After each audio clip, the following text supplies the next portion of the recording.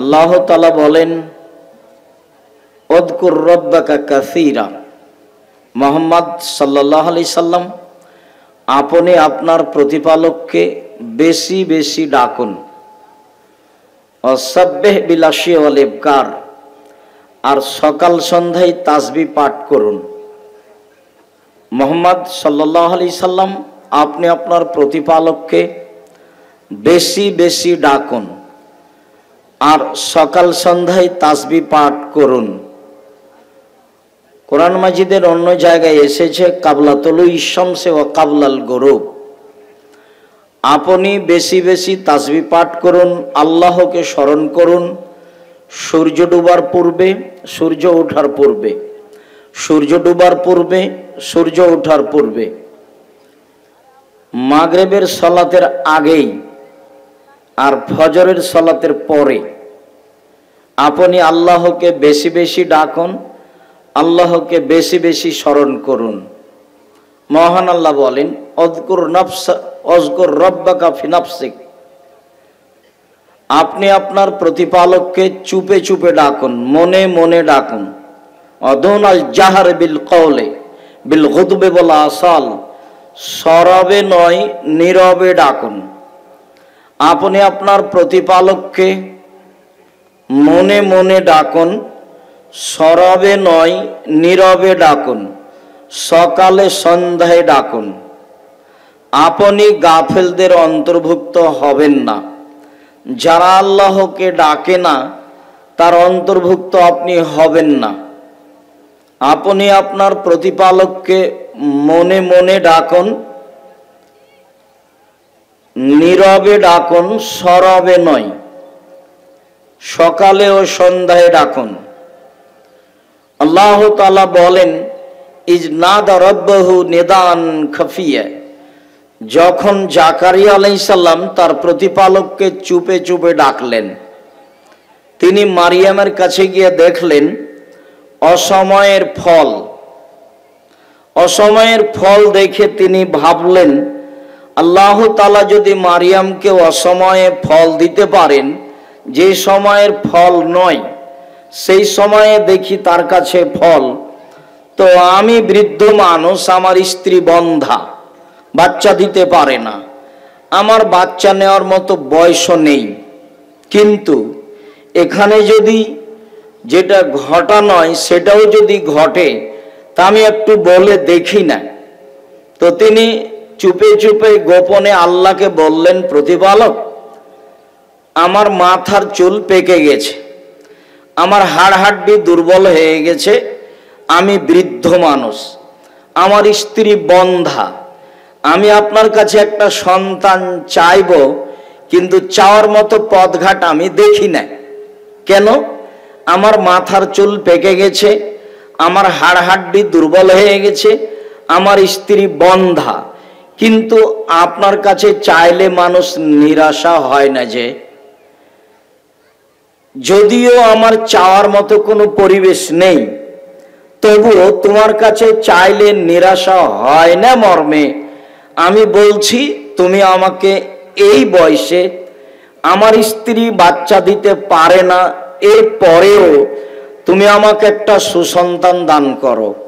আল্লাহ তাআলা বললেন, ঠিক আছে জাকারিয়া, তোমার কথা আমি মেনে নিলাম, তোমাকে একটা সন্তান দিলাম যার নাম ইয়াহইয়া।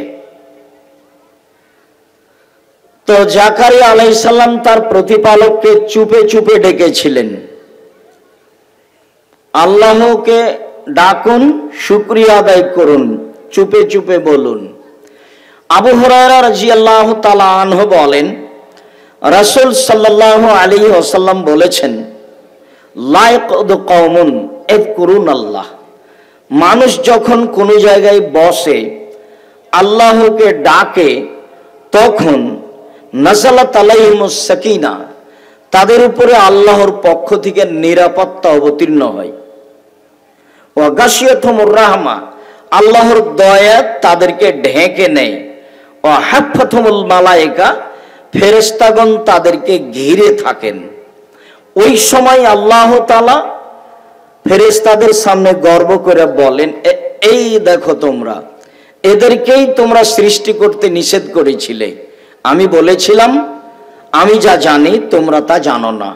মর্মে আমি মানুষ সৃষ্টি করেছিলাম, দেখো তারা কিভাবে আল্লাহকে ডাকে, তারা পাপ করতে পারে এর পরেও।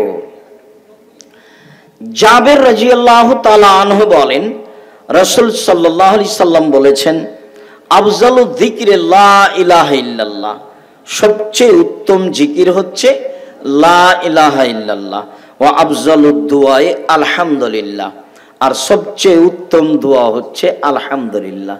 জিকির মানে মূলত লা ইলাহা ইল্লাল্লাহ, আর তাসবিহ মূলত সংক্ষিপ্ত আলহামদুলিল্লাহ। আল্লাহ তাআলা আমাদের নবীকে বলেন যে আপনি আপনার প্রতিপালককে বেশি বেশি ডাকুন, সকালে সন্ধ্যায় ডাকুন। আল্লাহ তাআলা আমাদের নবীকে বলেন যে জনগণ আপনাকে জিজ্ঞাসা করে আমার ব্যাপারে, আপনি বলুন ফাইন্নী করিব, আমি খুব মানুষের নিকটে আছি। উজিবু দাওয়াতা দাঈ ইযা দাআনি, যখনই আমাকে ডাকে তখনই আমি মানুষের ডাকে সাড়া দিই। মুহাম্মদ সাল্লাল্লাহু আলাইহি সাল্লাম, জনগণ আপনাকে আমার ব্যাপারে জিজ্ঞাসা করে, আপনি বলুন ফাইন্নী করিব, আমি মানুষের নিকটে আছি। মানুষ যখন আমাকে ডাকে তখন আমি মানুষের ডাকে সাড়া দিই, মানুষ যা বলে তা আমি মেনে নিই। উদউনি আস্তাজিব লাকুম, তোমরা আমাকে ডাকো, আমি তোমাদের ডাকে সাড়া দিব, যা বলছো তা মেনে নিব। উদু রাব্বাকুম তাজাররুআন খুফিয়া, তোমরা তোমাদের প্রতিপালককে বিনয়ী হয়ে ডাকো, গোপনে ডাকো বা ভয় ভীতি নিয়ে ডাকো। তোমরা তোমাদের প্রতিপালককে ডাকো, গোপনে ডাকো, ভয় ভীতি নিয়ে ডাকো, আমি তোমাদের ডাকে সাড়া দিব। সম্মানিত দিনী ভাই বোন, আল্লাহকে ডাকলে আল্লাহ সাড়া দিবেন, এই কথা আল্লাহ তাআলা কোরআন মাজিদে একাধিক জায়গায় বলেছেন। রাসূল সাল্লাল্লাহু আলাইহি সাল্লাম সেটাই বলেছেন। আবু হুরায়রা রাদিয়াল্লাহু তাআলা আনহু বলেন, রাসূল সাল্লাল্লাহু আলাইহি ওয়াসাল্লাম বলেছেন, কালিমাতানে, দুইটি বাক্য, খাফিফাতানে আলাল লিসানে, উচ্চারণে খুব হালকা, সহজেই পড়া যায়, পড়তে গিয়ে ওযুও করা লাগে না, পয়সাও লাগে না। এমন একটা ইবাদত আছে দুনিয়াতে যাতে পয়সা লাগে, তা হলো হজ। এমন একটা ইবাদত আছে যাতে ওযু লাগে, তা হলো সালাত। এমন দুটা বাক্য যা উচ্চারণে হালকা, একেবারেই সহজ, পড়তে গিয়ে ওযুও লাগে না, পড়তে গিয়ে পয়সাও লাগে না, আল্লাহর নিকটে তা অতীব প্রিয়, দাঁড়িপাল্লাই ভারী, খুব ভারী, তা হলো সুবহানাল্লাহি আলহামদু, সুবহানাল্লাহি ওয়া বিহামদিহি সুবহানাল্লাহিল আযীম, সুবহানাল্লাহি ওয়া বিহামদিহি সুবহানাল্লাহিল আযীম। আল্লাহর প্রশংসা সহকারে তার পবিত্রতা বর্ণনা করছি। সুবহানাল্লাহিল আযীম, মহান আল্লাহর পবিত্রতা বর্ণনা করছি। রাসূল সাল্লাল্লাহু আলাইহি সাল্লাম একদা বলেন, খুজু জান্নাতাকুম, তোমরা বিপদ থেকে বাঁচার ঢাল ধরো। তো সাহাবীগণ বললেন, কি ব্যাপার? কাদ হাজারাল আদুব্ব, শত্রু কি চলে এসেছে? কেন ঢাল ধরবো? শত্রু কি চলে এসেছে? কালালা, না না না, শত্রু চলে আসেনি। ওয়ালাকিন খুজু জান্নাতাকুম মিনান নারে, তোমরা জাহান্নাম থেকে বাঁচার ঢাল ধরো। শত্রু আসেনি, শত্রুর বিরুদ্ধে লড়ার জন্য বলিনি, আমি তোমাদেরকে জাহান্নাম থেকে বাঁচার জন্য ঢাল ধরতে বলছি। আর তা হলো সুবহানাল্লাহি আলহামদুলিল্লাহি ওয়া লা ইলাহা ইল্লাল্লাহু আল্লাহু আকবার।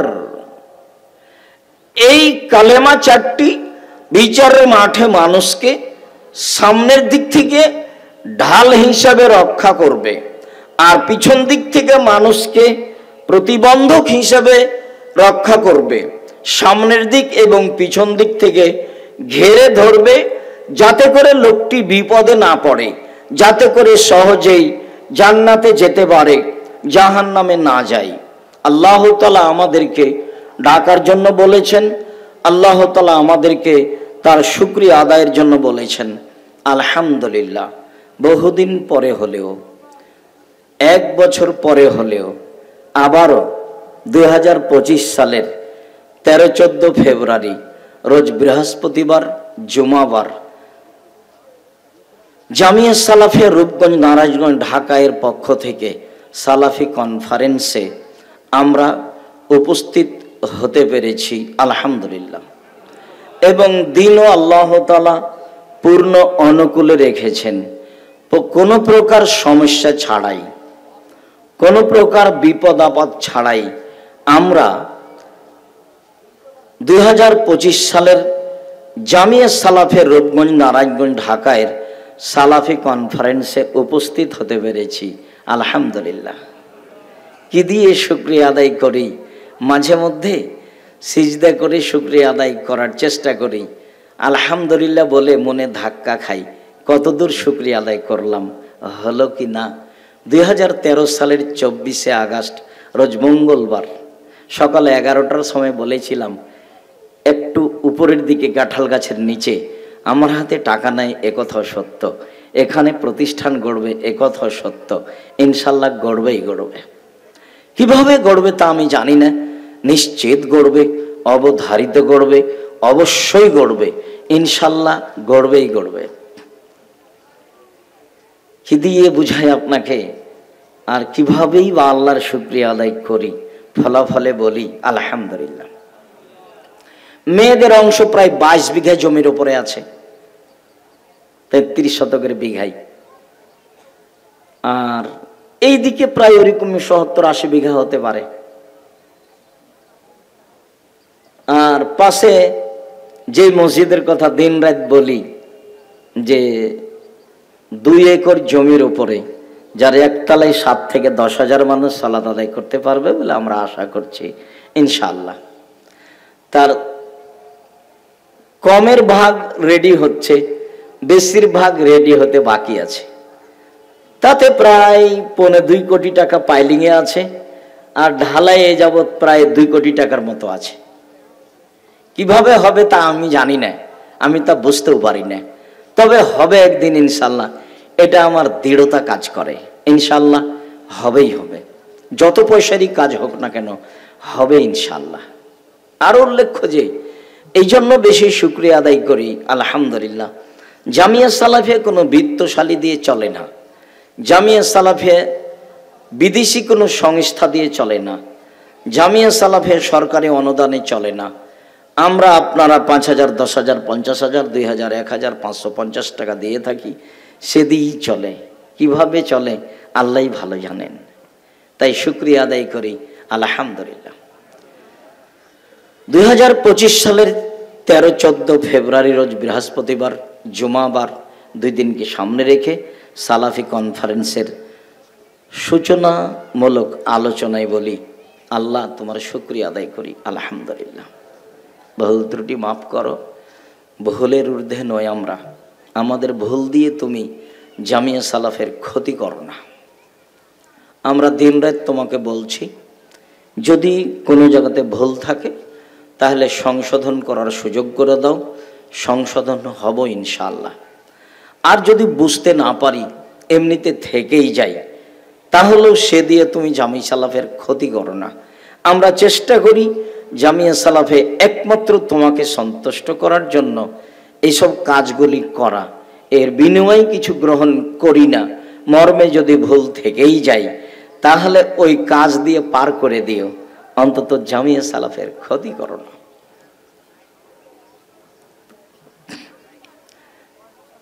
তোমার কাছে যেটা দাবি রেখেছি সেটা হলো তুমি জামিয়া সালাফিকে কিয়ামত পর্যন্ত বহাল রাখবে, এবং যাদের হাতে এটা ঠিক থাকবে তুমি তাদেরকে নিয়ে এসে বসাবা।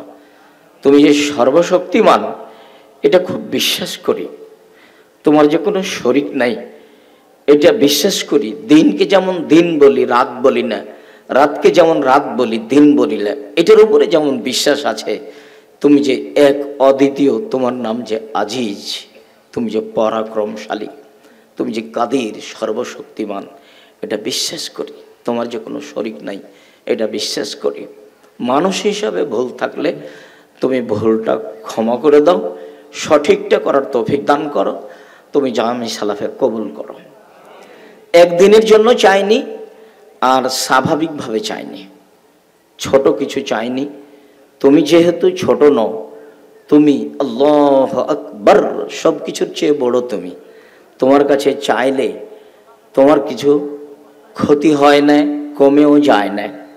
তোমার নবী বহু জায়গায় বলেছেন যে সারা পৃথিবীর মানুষ যদি আল্লাহর কাছে একসাথে চায় আর নিজ নিজ প্রয়োজন চায়, সবাকেই যদি আল্লাহ তার নিজ নিজ প্রয়োজন দিয়ে দেন, তা আল্লাহর দয়া রহমত হতে, তার ধনভাণ্ডার হতে অতটুকু কমবে না। একটা পাখি সাগরে পানিতে ঠোক মেরেছে ওর ঠোঁটে, বা একটা সূচ সুই সাগরে ডুবিয়ে দিয়ে উঠালে এই সুঁয়ে যতটুকু পানি লাগবে এতটুকু সাগর থেকে কমবে, এই পরিমাণে তোমার দয়া রহমত ধনভাণ্ডার কমবে না। তো সূচ সাগরে ডুবিয়ে উঠালে কি পানি কমতে পারে? কিছুই না। তাহলে তো তোমার তো দয়া রহমতের অভাব নেই। আমরা মানুষ, আমাদের ভুল ত্রুটির প্রতি লক্ষ্য না করে তুমি জামিয়া সালাফিয়া কবুল করো। আরও তোমাকে বলছি, জামিয়া সালাফিয়া দিয়ে মানুষ তোমাকে চিনবে। তুমি যে লাশারি, তোমার যে কোনো শরিক নাই, জামিয়া সালাফিয়া দিয়ে মানুষ তোমাকে চিনবে, মানুষ তোমাকে জানবে, মানুষ তোমাকে বুঝবে, মানুষ তোমাকে মানবে। দেশের শিরক মুক্ত প্রতিষ্ঠান জামিয়া সালাফিয়া, দেশের বিদাত মুক্ত প্রতিষ্ঠান জামিয়া সালাফিয়া, দেশের হিংসা মুক্ত প্রতিষ্ঠান জামিয়া সালাফিয়া, দেশের সংগঠন দলমুক্ত প্রতিষ্ঠান জামিয়া সালাফিয়া, দেশের সর্ববৃহৎ আয়তনে, সর্ববৃহৎ ছাত্র সংখ্যা, শিক্ষকগণে, মানে সব দিক দিয়ে বড় তুমি। এইভাবেই কিয়ামত পর্যন্ত একে বড় থেকে বড় করো, আর সেইভাবে ব্যবস্থা করো যাতে করে আমাদের মাধ্যমে কোনোদিন ক্ষতি না হয়। তুমি আমাদের এই দাবি কবুল করো, আল্লাহ আমিন। সূচনা নগরে তোমার শুকরিয়া আদায় করো। তো কথাগুলি পেশ করলাম। আমার দিনী ভাই বোনদের জন্য বলছি, দেশ বিদেশের বড় বড় বিদ্বান আছেন। পাকিস্তান থেকে আছে এহসান এলাহি জহিরের ছেলে ইবতেসাম এলাহি জহির, নেপাল থেকে আছেন, ইন্ডিয়া থেকে আছেন, বাংলাদেশ থেকে তো আমরা আছি, সৌদি আরব থেকে আছেন, যারা সময়ের গতিতে আপনাদের সামনে কথা বলবো ইনশাআল্লাহ। শেষের দিকে এসে আপনার সাথে আমার জরুরি কয়েকটি কথা। তার প্রথম কথাটা হচ্ছে, সালাফি কনফারেন্সের মান সম্মান ক্ষুণ্ণ করা। আমি আপনাদের কাছে সালাফি কনফারেন্সের মান সম্মান বহাল রাখা আপনাদের কাছে আমি ঐকান্তিকভাবে কামনা করি, দাবি করি, যেন মান ক্ষুণ্ণ না হয়। তা হলো সারাদিন এখানে যাবেন সেখানে যাবেন, ঘুরবেন, ঘুরে বেড়াবেন, তা নয়। পেশাব পায়খানার ব্যবস্থা আছে, পিছনে টিন শেড বড় মসজিদ আছে, খাওয়ার ব্যবস্থা আছে, চলাফেরার ব্যবস্থা আছে, ভিতরে অনেক বড় জায়গা আছে, বই পুস্তক আছে, বড় বড় বিদ্বানগণ কথা বলবেন। সময়ের গতিতে সবার কথা শুনবেন। অযথা এখানে যাবেন ওখানে যাবেন, ঘুরে বেড়াবেন, এইটা ভালো নয়। আমিও আপনাদের জন্য এসেছি, আপনাদেরকে আমাদের জন্যই ডেকেছি। আপনারা এসেছেন বিষয়ভিত্তিক কিছু দিন ধর্ম বুঝবেন, শুনবেন, জানবেন। যদি আপনার আসা যাওয়াটা সমান সমান হয় বা কিছু ক্ষতি হয়ে যায়, তাহলে পয়সা খরচ করে এসে লাভ কি হলো? এরপরেও সূচনা লগ্নে থাকছে বলা, আবার বলবো শেষে, মানুষ হিসাবে কোনো জায়গায় যদি ভুল ত্রুটি বুঝতে পারেন যে এইটা হলো না, সেটা হলো না, এটা নেই সেটা নেই, হতেই পারে। আমরা আমাদের বুঝে ভালো করার চেষ্টা করছি। যদি কোনো ভুল ত্রুটি থেকে যায়, আবারও সামনের দিকে সেগুলো সংশোধন করে আগানোর চেষ্টা করব ইনশাআল্লাহ। আল্লাহ তুমি আমাদের এই জামিয়া সালাফের সালাফি কনফারেন্স কবুল করো। আমার দিনী ভাই বোন যারা আসছে, যারা এসেছেন, যারা রাস্তায়, তুমি তাদের কবুল করো, আল্লাহুম্মা আমিন। যারা সার্বিকভাবে সহযোগিতা রয়েছে তাদের তুমি কবুল করো। যারা বিষয়ভিত্তিক সময়ের গতিতে বক্তব্য দিবেন তাদের তুমি কবুল করো। তারা যেন সুন্দরভাবে নিজ নিজ বিষয় জনগণের সামনে পেশ করতে পারে। তোমার দরবারে এই জোরালো দাবি দাওয়া দোয়া রেখে তোমার আন্তরিকভাবে শুকরিয়া আদায় করে আলহামদুলিল্লাহ আলহামদুলিল্লাহ আলহামদুলিল্লাহ শুকরিয়া আদায় করে আপাতত সূচনামূলক আলোচনা এখানেই শেষ করলাম। সুবহানাকা আল্লাহুম্মা ওয়া বিহামদিকা আশহাদু আল্লা ইলাহা ইল্লা আনতা আস্তাগফিরুকা ওয়া আতুবু ইলাইক। আসসালামু আলাইকুম ওয়া রাহমাতুল্লাহ।